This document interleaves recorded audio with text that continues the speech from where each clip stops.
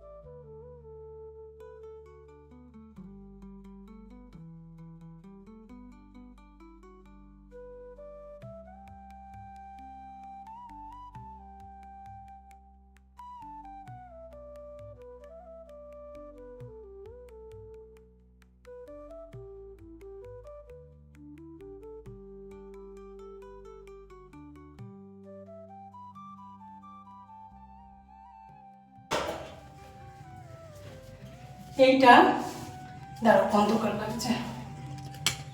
হুম এইটাতে দেয়ালে, এই সিঁড়ির এখানটাতে টাঙানো আছে, তো কালো কালো হয়ে গেছে জানো তো। পিতাম্বরী তো নেই, তো লেবু আছে ঘরে, লেবু দিয়ে পরিষ্কার করে দিই। যখন আবার পিতাম্বরী থাকবে তখন পিতাম্বরীতে পরিষ্কার করব। কালো কালো লাগছে, ভালো লাগছে না দেখতে। এমনিতে এই সিঁড়ির এইটুকুটাতে না আমার লাইটটা কম, দেখতেই পাচ্ছ কেমন অন্ধকার অন্ধকার আসছে। তার মধ্যে যদি এটা কালো থাকে না, দেখতে আরও বাজে লাগে। আর জিনিসটা তো সত্যি খুব সুন্দর, দেখো খুব সুন্দর।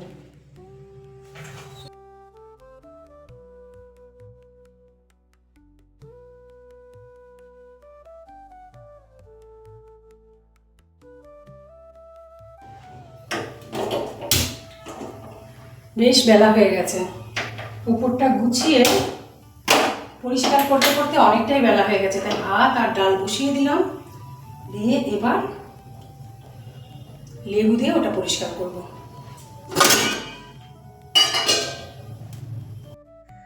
আর এক্ষুনি বর বাজার থেকে এসে একটু চা খেতে চাইলো। তোমরা দেখতেই পাচ্ছ ভিডিওতে যে রান্নাঘরে ঘুরঘুর করছে। আসলে একটু চা তেষ্টা পেয়েছে ওর, বাজার থেকে এলো তো, তো ওকে আগে চাটা করে দিয়ে নিই, তারপর ওটা পরিষ্কার করতে বসছি।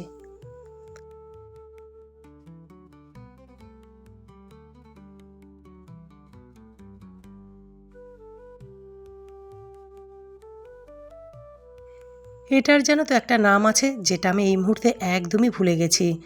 তোমাদের বোধহয় আমি আগে বলেছি বা দেখিয়েছি, হ্যাঁ মনে হচ্ছে একবার দেখিয়েছি, যে এটা আমি বৌভাতে গিফট পেয়েছিলাম। দিয়েছিল শ্বশুরমশাইয়েরই একজন বন্ধু, আমরা ওনাকে চৌধুরী কাকু বলতাম, তো উনি আমাকে এটা গিফট করেছিলেন।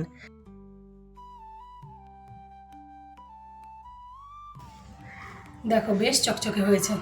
এবার এটা ভালো করে ধোবো, ধুয়ে মুছবো, মুছে তারপর যেখানে ছিল সিঁড়ির ওখানে সেখানে টাঙিয়ে দেবো।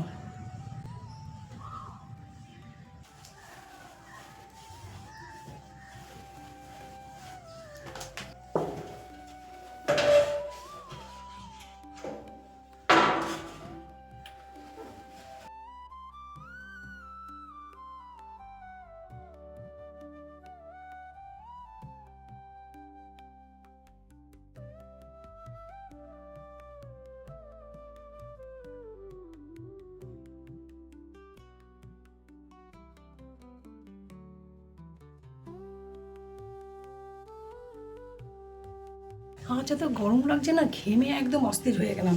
আর এই গরমে আমার কিচ্ছু খেতে ইচ্ছে করছে না, তাই টক দই আর মুড়ি খাচ্ছি।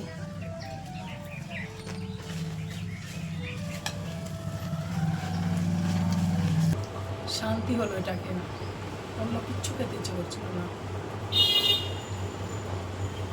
দাঁত থাকতে দাঁতের মর্ম কেউ বোঝেই না। যাক,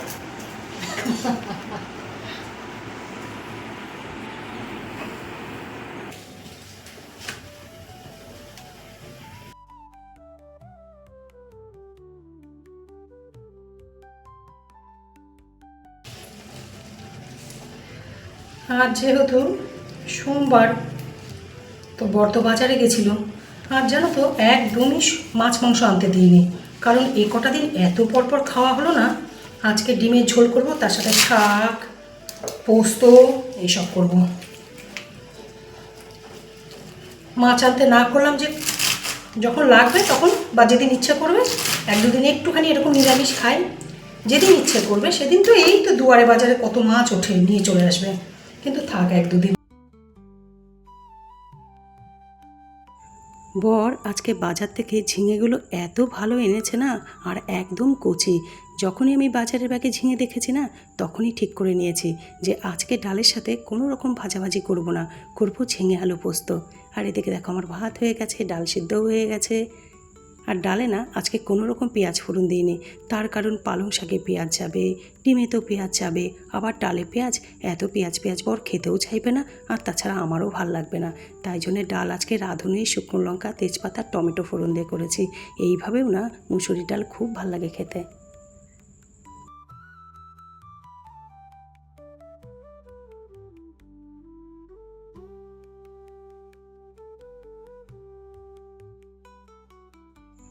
আমি না যতই ভালো শাক রান্না করি, কিন্তু আমার সবথেকে ভালো লাগে মায়ের হাতে শাক রান্না। মা অসাধারণ শাক রান্না করে। আর ইদানিং কার হাতে ভাল লাগছে বলো তো? ফুলের যে রান্নার পিসি আছে না, ওই দিদির হাতের শাক, অসাধারণ শাক রান্না করে। কিন্তু এবার না গিয়ে শাকটা খাওয়ার টাইম পাইনি। একটা দিনের জন্য গেছি তো, আর এত এত রান্না ছিল, শাকটা আর হয়নি। আমি দিদিকে বলে এসেছি, দিদি আবার যখন আসবো না, তোমার হাতে শাক রান্না খাবো। ওনার হাতে না রান্নাটাই খুব ভালো, তার মধ্যে শাকটা না অসাধারণ করে। এই শাকের গল্প করতে করতে না আমার একটা মজার কথা মনে পড়লো। আমার শ্বশুরবাড়িতে একটা মজার নিয়ম ছিল, সেটা হলো শাককে কখনো ভালো বলতে নেই। আমার শাশুড়ি মা, ঠাকুমা, শাশুড়ি এনারা না শাক ভীষণ ভালো খেতেন, কিন্তু কখনো মুখে বলতেন না যে শাকটা খুব ভালো হয়েছে। ওটা নাকি বলতে নেই, মহিলাদের আর কি। বললে পরে সারা জীবন মহিলাদের শাক ভাত খেয়ে থাকতে হয়। মানে এরকম কত যে মজার মজার নিয়ম ছিল, সেগুলো এখন কিছু ভুলে গেছি। একটা দুটো পালন করি, কিন্তু বেশিরভাগটাই ভুলে গেছি। যেমন ধরো স্নান করে কখনোই না, এই জিনিসটা আমার খুব মনে থাকে যে কখনোই ফল মুখে দিতে নেই। একটু কিছু মুষ্টি, মানে সে চিনি হতে পারে, নকুলদানা হতে পারে, কিছু হতে পারে, একটু কিছু মুখে দিয়ে তারপর ফল মুখে দিতে হয়। মানে প্রসাদ হলেও সেটা খাওয়া যাবে না। এই জিনিসটা আমি মেনটেন করি, কিন্তু আরও যে কত কত ছিল না, সেগুলো অর্ধেক ভুলেই গেছি। এখন কখনো কখনো মনে পড়লে হাসি পায় যে এগুলো না একসময় শাশুড়ি মায়ের কথা শুনে শুনে আমিও মানতাম, জানো তো।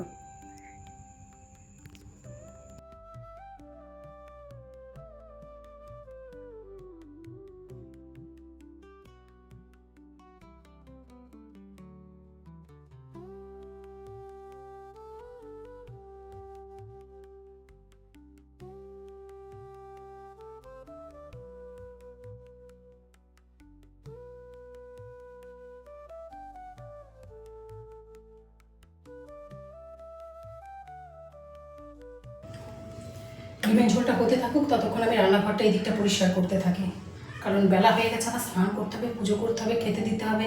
আর এদিকে দেখো আজকেও একটা তাল নিয়ে এসেছে, তবে এই তালটা পাকা, তবুও আমি 2-3 দিন রাখবো, 2-3 দিন কেন, আরও 3-4 দিন রাখবো, না শক্ত আছে, 3-4 দিন রাখবো, তারপর বড়া বানাবো।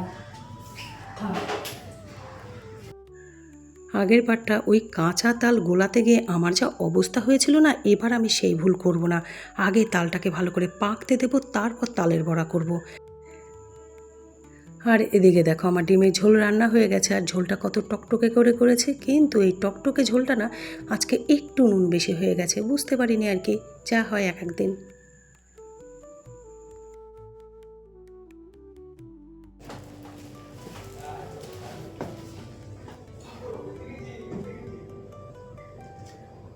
একটু জল খেয়ে নিই, অনেকক্ষণ জল খেয়ে না, আর প্রচণ্ড গরম লাগছে, আমি একদম গরম সহ্য করতে পারি না।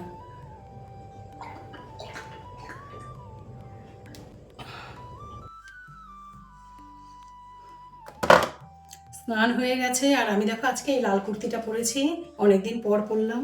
জানো তো, আমি ভুলেই গেছিলাম যে এই কুর্তিটা আমার আছে, আলমারির এক কোনায় পড়েছিল, কালকে যখন আলমারি গুছাচ্ছিলাম তখন হঠাৎ চোখে পড়েছে।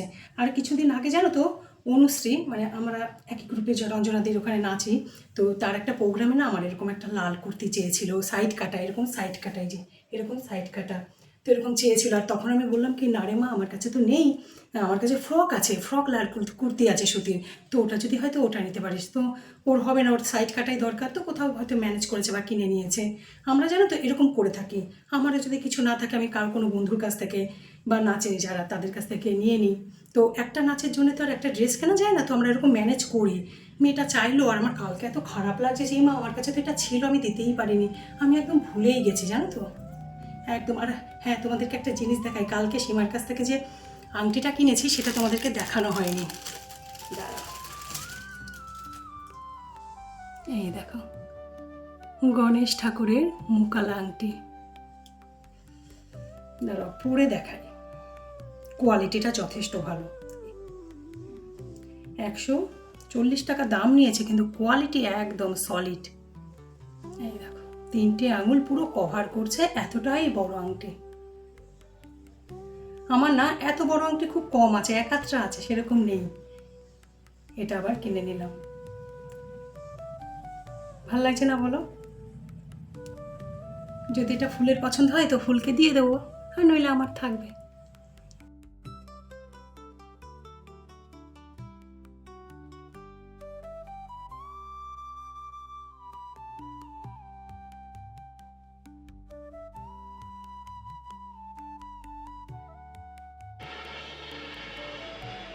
এই সিনেমাটা দেখা, টিভিতেই দেখেছি।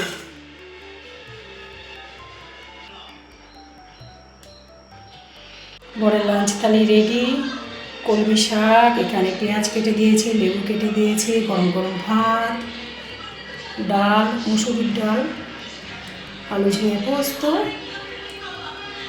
ডিমের কষা ঝোল, চাই বলে।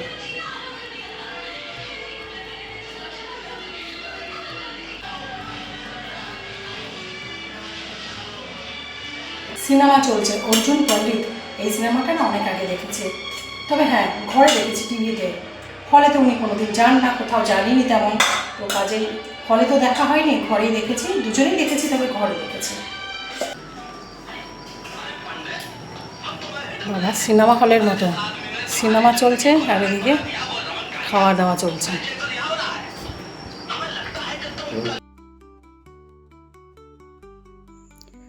দুপুরের পর না এখন বিকেল 5:30 বাজে।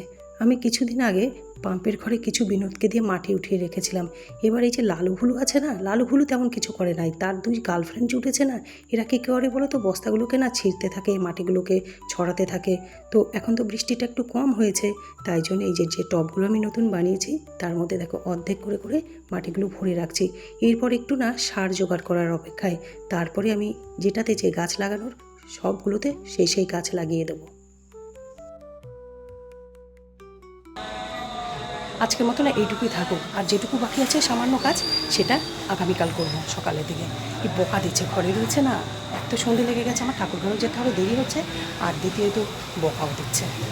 ভারী ভারী জিনিস টানতে পারুন না, কিন্তু আমি না করলে তো হবেও না। আর বন্ধুরা, সন্ধে দেওয়ার পর আমি দেখো একদম ডাইনিংয়ে হারমোনিয়াম নিয়ে বসে পড়েছি। তবে হ্যাঁ, মাঝখানে অনেক টুকটাক কাজ করেছি, যেমন চুমকিদি বাসন মেজে গেছিলো, সেগুলো ওঠানো, সন্ধ্যের চা করা, যা যা থাকে আর কি, সেগুলো করেছি। করে হারমোনিয়াম নিয়ে দেখো আমি আজকে ডাইনিংয়ে বসেছি। তার কারণ কি বলো তো, সামনে যে বারান্দাতে আমি যেখানে গান করি, তো সেখানে না আজকে বরের অফিসের লোকজন এসছে, তো ওরা ওখানে মিটিং করছে, আমি তাই জন্য ডাইনিংয়ে বসেছি। আজ ঘরে লোকজন এসছে, আমি হয়তো হারমোনিয়াম নিয়ে না বসলেও পারতাম, কিন্তু আমাকে আজকে বসতেই হবে। তবে সামনেই তো টিচার্স ডে, আমাদের তো একটা গান করে করতেই হয়, নইলে স্যার দেবে একদম। তো আর কী গান গাইবো আমি সেটা এখনও ঠিকই তো করিনি। মাঝখানে মেয়ের বাড়িতে গেলাম, সব মিলিয়ে না রুটিনটা একটু এদিক ওদিক হয়ে গেছে। এখন দেখছি 2 তারিখ তো হয়েই গেল, 5 তারিখ টিচার্স ডে, তার মানে তো সময়ই নেই। আমাকে 2 দিনের মধ্যে একটা গান রেডি করতেই হবে। যদিও তোলা আছে, কিন্তু তোলা থাকলেই তো হলো না, ভালো করে রিহার্সাল না করে, প্র্যাকটিস না করলে মাঝপথে যাবো আটকে, তখন হলো। আর তার সাথে আমি আমার আজকের ব্লগ এখানেই শেষ করছি। আবার আগামীতে দেখা হবে নতুন ব্লগের সাথে। তোমরা কিন্তু ভালো থাকবে, সুস্থ থাকবে। Bye, tata.